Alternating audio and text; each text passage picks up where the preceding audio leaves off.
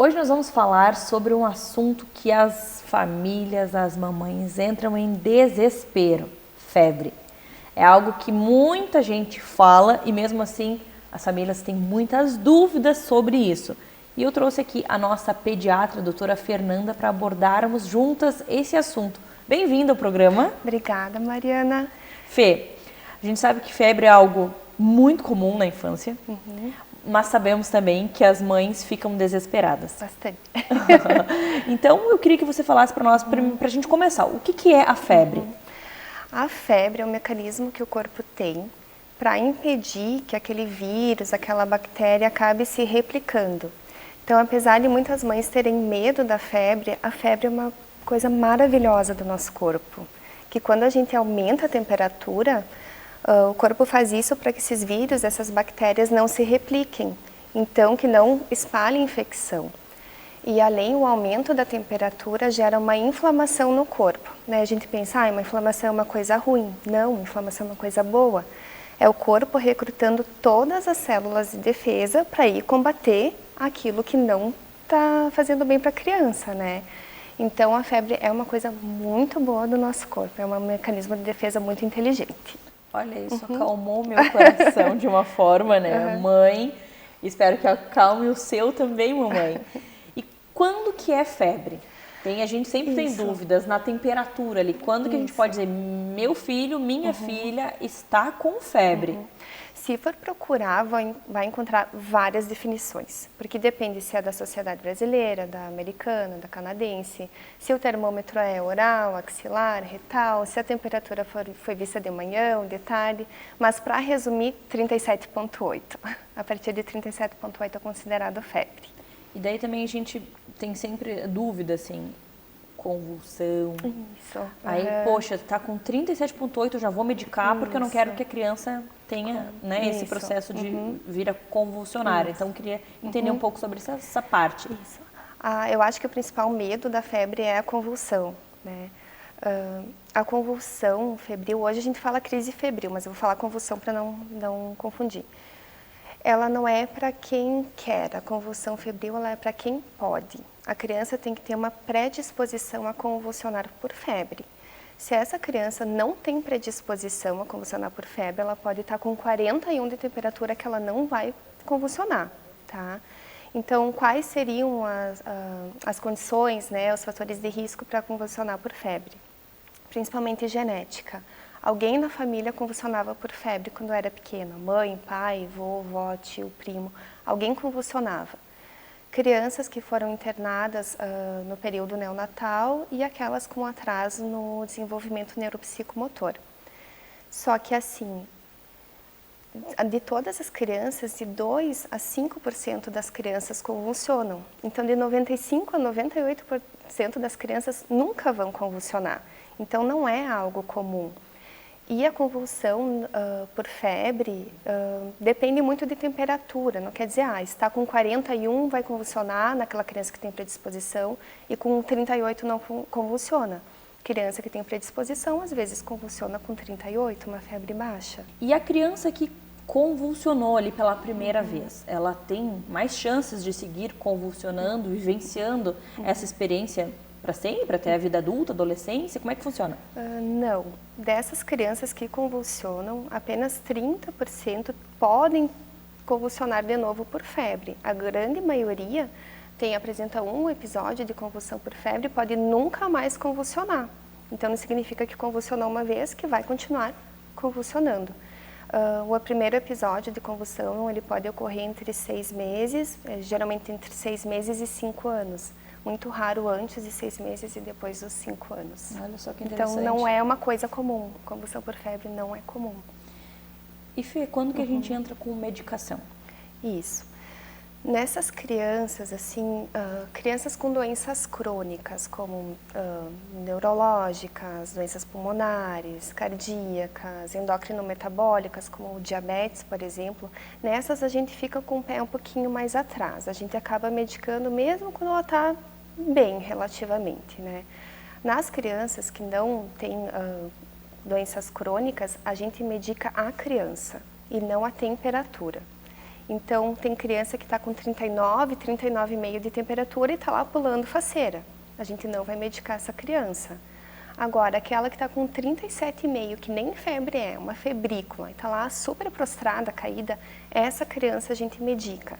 A gente medica para ela se sentir melhor e não com o objetivo de baixar a temperatura, que como eu falei antes, a temperatura é o corpo combatendo aquilo que não está fazendo bem. Olha só que interessante. E quando que a gente deve se preocupar com a febre? Isso. Geralmente é assim, quando a criança está com uma febre, é difícil ela ficar ativa. Geralmente, às vezes fica, mas é difícil não ficar. Baixou a temperatura, a criança ficou mais ativa, é isso que eu preciso.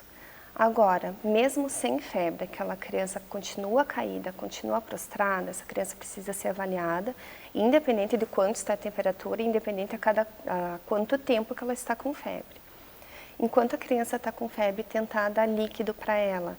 Então, mamar, fórmula, água, isso ajuda a baixar a temperatura também.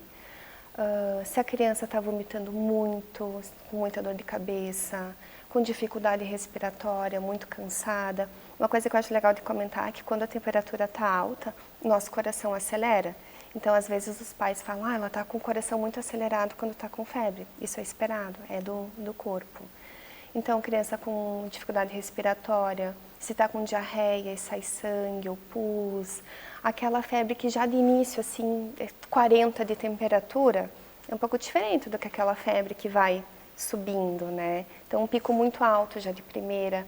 Ou aquela febre, como que é a tendência da febre? Em quadros virais, em quadros assim mais brandos. É uma febre um pouco mais recorrente que ela vai espaçando. Aquela febre que é espaçada e vai ficando recorrente e aumentando é diferente. Então, essa criança precisa ser avaliada. E aquelas crianças com doenças crônicas também que eu comentei antes. Perfeito, entendi. Obrigada por dividir tantas informações conosco. E se você ficou com alguma dúvida ou quer conversar um pouco mais com a nossa pediatra sobre esse assunto, entra no Instagram do Minuto Mamãe Bebê, procura lá a doutora Fernanda, fala direto com ela, que ela vai tirar todas as tuas dúvidas, né, doutora? Isso aí, pode mandar. Obrigada e até a próxima. Eu que agradeço, até.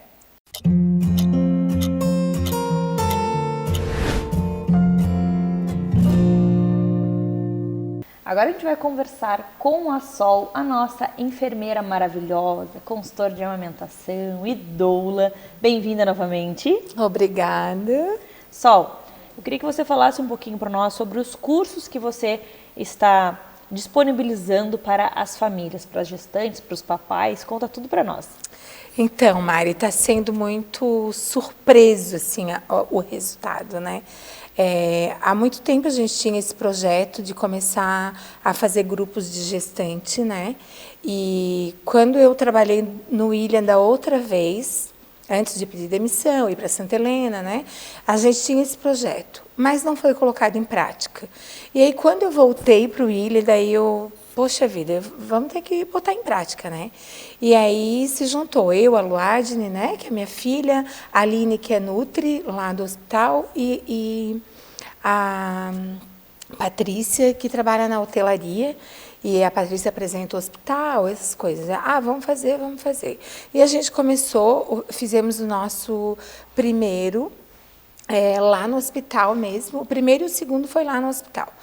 E fizemos numa sala que tinha lá, que hoje é a recepção da emergência pediátrica, e foi muito legal, assim, a gente marcou para as 4 e os casais foram, e sabe, a gente faz muita atividade, então isso faz com que os casais se interessem e vão ficando, e ficou até 6:30 da tarde. Aí eu pensei, meu Deus, né? Isso primeiro. O primeiro curso a gente teve 4 casais. E o segundo a gente teve 13 casais. E no terceiro foram também 13 casais, porque 2 casais tiveram bebê antes do acontecido, né? E foi muito especial, porque nesse curso a gente oferece pacote de acompanhamento de parto e amamentação, eles são sorteados comigo, né? Eu também dou para sorteio um acompanhamento de amamentação. A Físio oferece um sorteio de tape, seguindo com drenagem. A menina também é espetacular. Dessa vez, a fotógrafa deu um ensaio fotográfico, então foi muito legal. Assim. E tem café da manhã, tem lanche antes do almoço, tem o almoço, tudo feito por mim, tá? Nossa, e eu sei o quão bem você cozinha, então eu imagino que essas gestantes não vão passar fome, vão ser deliciadas, né? E aí tem o lanche da tarde. E esse ano foram até 7h30, essa edição, a terceira edição foi até 7h30 da noite. Estávamos acabadas, mas foi muito legal, foi muita interação, foi muita brincadeira, teve um ginecologista obstetra, né, que o Dr. Hugo, que está junto com a gente nessa. E a gente sempre troca, na verdade, né? O pediatra ia, mas aconteceu um imprevisto, acabou não conseguindo ir. Mas tem o Douglas, que é osteopata, que é excelente. Aí tem a físio, tenho eu, tem a psicóloga. Tem muitos profissionais, muitos. E daí, desde o começo do dia até o final, vários profissionais vão falando e vão apresentando conteúdo, técnicas. E tirando dúvidas. Nossa, é maravilhoso. Tanto que o feedback dos casais que participam é muito legal, assim, porque todos saem muito, muito felizes e agradecidos, sabe, por toda a informação. E quando você acolhe, né? O acolhimento faz toda a diferença, né? E esses encontros de gestante é muito bom, porque a gestante sai de lá muito esclarecida, sabe? E muito segura do que vai vir pela frente, né? Porque a gente fala dos cuidados com o bebê, a gente fala de todo o trabalho de parto, dos exercícios. Da amamentação. Da amamentação. É tanto que o curso fecha comigo e com a Luadne, né? Porque a gente não consegue fazer a nossa palestra em 1 hora. A nossa vai 2 horas, 2h30, porque é muita... Uma emenda a outra, né? Então, leva um tempinho.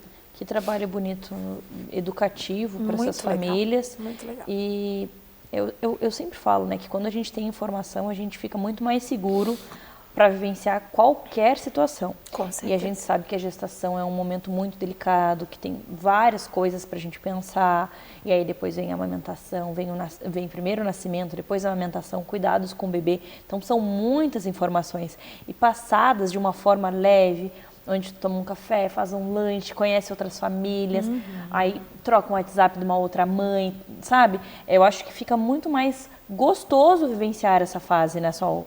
Muito mais leve, né? E é impressionante, assim, vê-los daquela forma, assim, é um trocando com o outro mesmo, sabe? É conhecendo os casais, é fazendo amizade, é muito legal, assim. Eu sinceramente, estou realizada. Ah, que legal. Mas é bem, combina muito contigo. Levar informações, ajudar as pessoas o maior número possível, e daí conseguir colocar 13 famílias ali.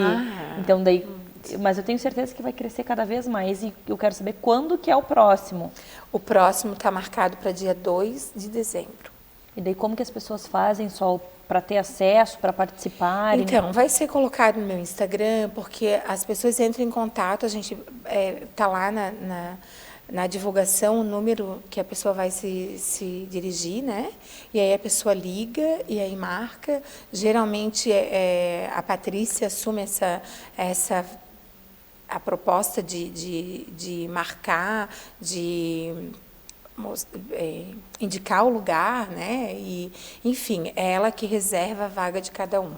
Legal. E talvez essa fase agora a gente traga isso para a gente também, para não ficar só para ela, e a gente faz um grupo, e esse grupo é muito legal, porque no grupo o paciente, o cliente ali, a gestante, vai nos dizer se Eu não como nada que tenha glúten, eu sou vegetariana, ou eu sou, além de vegetariano, tenho o vegano. Tinha uma que era vegana e eu, ai meu Deus, o que eu vou fazer para essa participante, né? E aí foi muito legal, porque na hora surgiram pratos para vegano e deu tudo muito certo. Que legal, que bacana, Sol, adorei. Obrigada por trazer esse trabalho tão lindo para as famílias. E se você quiser mais informações, você entra no Instagram do Minuto Mamãe Bebê, busca lá Sol, e lá no Instagram dela vai ter todas as informações para você que está gestando, está esperando seu bebezinho também poder participar desses encontros incríveis, desses cursos preparativos, né, Sol? Como é que vocês chamam? A gente fala que é o encontro de gestantes. Legal. Ou encontro de casais, né? Porque é importante o esposo estar junto. Com certeza, faz toda a diferença. Adorei, Sol. Obrigada e até a próxima. Até.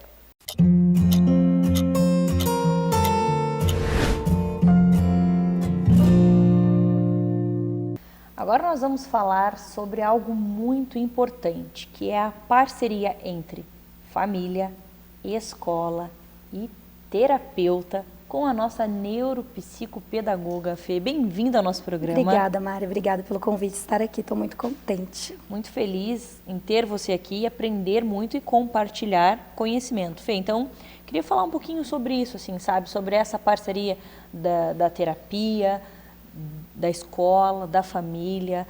Qual o papel de cada um, né, para o resultado que a gente espera de uma criança? É o que a gente sempre fala. A gente precisa entrar num consenso. E a gente precisa caminhar junto nesse processo, sabe, Mari? Então, assim, não adianta um pensar num caminho e outro no outro. A gente precisa afunilar esse caminho para essa criança, para esse indivíduo que está ali naquele processo. Que legal. E quando a gente pensa no papel de cada um, o que a gente espera da família, o que a gente espera da escola e ali da parte terapêutica também? É o que a gente sempre fala. A educação, ela vem de casa, né? Então, assim, a escola, ela é um complemento, como a terapia também. Mas a educação, o papel da família era vir com essa educação, né? E aí a escola vai fazer a generalização desse contexto e as crianças vão trabalhando com outras diversidades. E o papel da terapia vai conforme a demanda daquela criança, né? Então, assim, elas se entrelaçam, elas se completam nesse caminhar. Não é uma coisa mais importante do que a outra, sabe, Mário? Com certeza. Porque a gente pensa assim, a criança fica bastante tempo em casa, bastante tempo na escola e um tempo pequeno na terapia. Então, a escola e o terapeuta, eles têm que estarem alinhados e a família também. Para seguir a mesma linha, a gente tem um objetivo, né? E para a gente chegar nesse objetivo, a gente precisa traçar um plano onde todo mundo que está junto com essa criança precisa estar apto e falando a mesma língua, né? Sim, por isso que a gente fala bastante, né, dessas questões de formações contínuas das escolas. Então, esse processo, né, dos profissionais estarem sempre em formação e essas famílias serem bem orientadas. Por isso que tem que escolher muito bem os profissionais que vão caminhar com essa criança, né? Eu sempre falo que a escolha da escola já é um peso importante, né? E não tem uma escola melhor do que a outra. O que você acha melhor? Eu recebo muito essa pergunta. Mas é o que vocês, como famílias, buscam, né? Então, assim, a gente vai trabalhar em conjunto.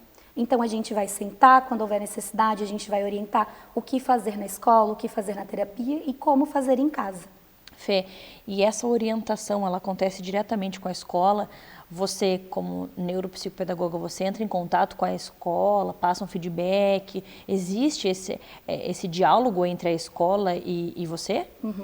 Hoje, com todas as escolas que eu trabalho, Mário, eu tenho uma parceria muito boa. Né? Então, assim, a gente sabe que não é a realidade de muitos profissionais, mas eu sempre falo, eu já estive do outro lado, né? Eu fui professora durante 6 anos. Então, eu sei muito bem o que era estar dentro da instituição.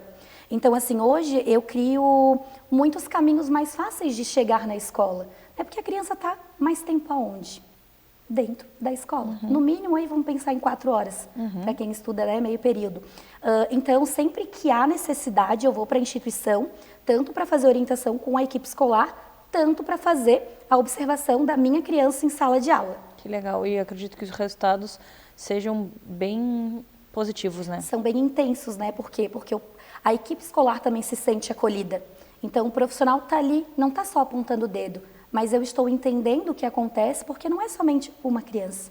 a gente tem aí um contexto, né? Então, assim, a gente vivenciar esse chão da escola é de extrema importância, assim.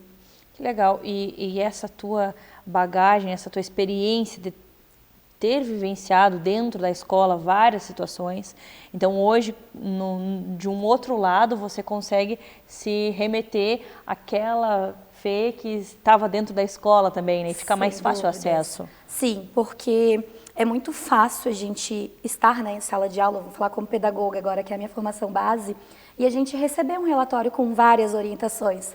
Mas como e quando colocar em prática? Né? Então, eu sou muito realista nos pedidos que eu faço. Né? Lá na pedagogia, a gente estuda o currículo real e o currículo ideal. E a gente trabalha com o currículo real. O que a gente consegue hoje dentro da instituição modificar para aquela criança? Né? Então, assim, já ter essa experiência me faz pensar muito melhor nas orientações. Que legal. E daí, o outro lado agora, pensando na família. Como que acontecem? Vocês agendam uma reunião e daí você passa um feedback? Num primeiro momento, quando a criança ela chega nesse processo terapêutico, a gente faz uma avaliação da criança. E aí elas são divididas por sessões. A primeira sessão é com a família, que a gente chama de anamnese inicial. Aí as próximas sessões direto com a criança. E no final a gente faz uma devolutiva para a família. Então nessa devolutiva a gente vai colocar todos os resultados obtidos e ali a gente já faz os encaminhamentos necessários. Então, num primeiro momento é isso. Começamos o processo terapêutico. Preciso orientar aquela família. Olha, mãe, semana que vem o João não vem, é vocês que vão estar aqui na terapia. E aí a gente faz essas orientações conforme necessidade. Que legal. Como um trabalho em conjunto faz a diferença, né? Assim, eu falo que não tem como não trabalhar assim, né? Essa é a minha forma de trabalhar, que tem dando frutos maravilhosos. E eu vejo as famílias também acolhidas. Então, assim, a gente se sentir acolhida é importante no processo, né? E ali, quando a gente lida com aquela criança, não é só a criança. A criança, ela está num contexto. Então, essa família precisa se sentir parte também. Nossa, adorei. Parabéns por esse trabalho, parabéns por essa visão que você tem. E muito obrigada por dividir conosco teu conhecimento, informações. E eu espero que você também tenha gostado. Se você quer tirar alguma dúvida, se você quer levar esse assunto mais a sério, entra no Instagram do Minuto Mamãe Bebê, procura o Instagram da Fê, da nossa neuropsicopedagoga, lá você vai conseguir falar direto com ela, né, Fê? Sim, estou à disposição, gente. Obrigada e até a próxima. Obrigada, Mari. Tchau, tchau.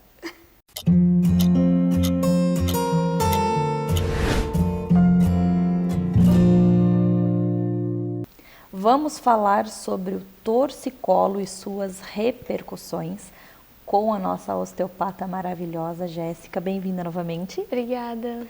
O que a gente precisa saber sobre o torcicolo para o início de conversa? Primeiro, o que é o torcicolo, né? Muita gente tem medo, principalmente do nome, né? Torcicolo congênito, né? Então, primeiro, o torcicolo ele é uma condição de limitação de movimento da cabeça. Então, a gente classifica ele em vários graus, né? Seja ele um pouquinho de limitação lá no final do movimento ou uma limitação significativa, que daí é visível até aos pais, né? É classificado como torcicolo. Entendi. E daí quando a gente pensa nessas repercussões, o que vem desse torcicolo? Bom, se esse bebê está sempre olhando para o mesmo lado, ou ele tem uma preferência de rotação, digamos que ele tem uma limitação para o lado esquerdo e ele só roda a cabeça para o lado direito, ele vai principalmente olhar só esse lado do corpinho. E a gente sabe que o desenvolvimento motor ele vem muito dos órgãos dos sentidos. Então, se ele só enxerga esse lado, ele vai só movimentar mais vezes esse lado. Então, um bebê que só reconhece a metade do corpinho dele, ele vai, no seu desenvolvimento, ter dificuldades ao longo do passar do tempo ali, do rastejar, porque ele tem essa dificuldade de integrar os dois lados, né? Porque um lado está construído no cérebro dele e o outro não. Então, é uma criança que pode ter alguma questão do desenvolvimento motor, né? Ou rastejar, ou engatinhar de forma assimétrica. E existem repercussões que vêm até lá na adolescência, né? A gente tem um reflexo muito importante, que é o reflexo do esgrimista. Quando o bebê olha para o lado, ele estica o bracinho que ele tá olhando, do lado que ele está olhando e flexiona o do outro lado. E se ele não faz isso com a mesma frequência para os dois lados, na hora, por exemplo, de integrar esses lados, ou se a gente vai olhar lá na fase escolar, aquela criança que escreve, né, com o caderno todo viradinho, isso é um reflexo de um movimento que faltou lá nessa primeira infância. Olha só. Então, às vezes uma dificuldade de aprendizagem, né, uma dificuldade de leitura ou da escrita mesmo, ou de movimentos oculares que estão relacionados com esse reflexo, porque o bebê está olhando para a mão quando faz esse movimento, né?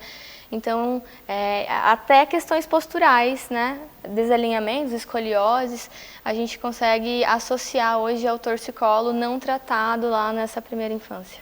E aí, o que a gente tem de tratamento para que tudo isso possa ser evitado? O fisioterapeuta hoje, fisioterapeuta pediátrico, que tenha terapia manual, né, que tenha liberação, não adianta só eu estimular ele rodar para o outro lado.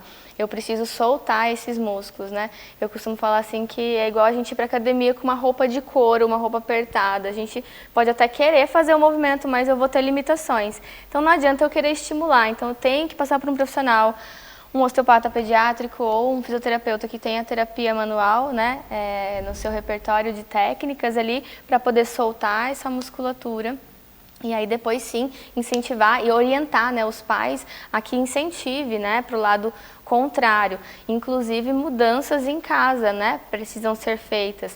Como, por exemplo, a posição que ele deita no bercinho, a posição que ele está deitando no trocador, que todos os estímulos audiovisuais fiquem para o lado da dificuldade. Imagina se toda vez que ele deitar tem um quadro bem que chama atenção ou uma janela bem grande do lado direito dele, que é a facilidade.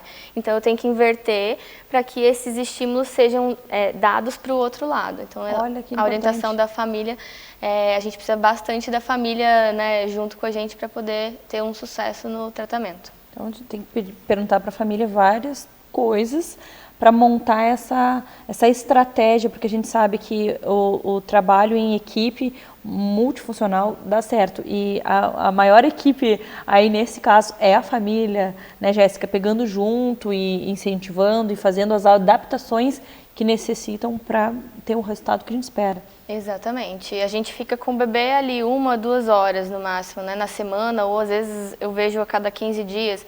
E a mãe está com o bebê 24 horas, né? Então é ela que vai ter que tomar esse cuidado, prestar atenção, ajudar, né, nesses estímulos a todos os momentos. É importante que o bebê faça essa rotação de forma ativa e não só a mãe vai lá e posiciona a cabeça, né? A simetria craniana tá muito relacionado com o torcicolo, né? Então não é só ir lá e reposicionar a cabeça, e sim buscar esse movimento ativo do bebê.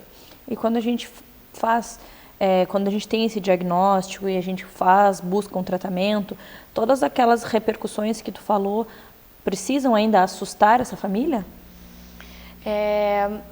Não vai prejudicar vamos falar assim, não é risco de vida nem nada, né? Então, são coisas que a gente pode fazer para facilitar todo o desenvolvimento, para melhorar a parte cognitiva, a parte emocional, porque esse desenvolvimento ele está todo integrado, né? Então, é um desenvolvimento motor relacionado com o comportamental, com o cognitivo, né? Com o emocional.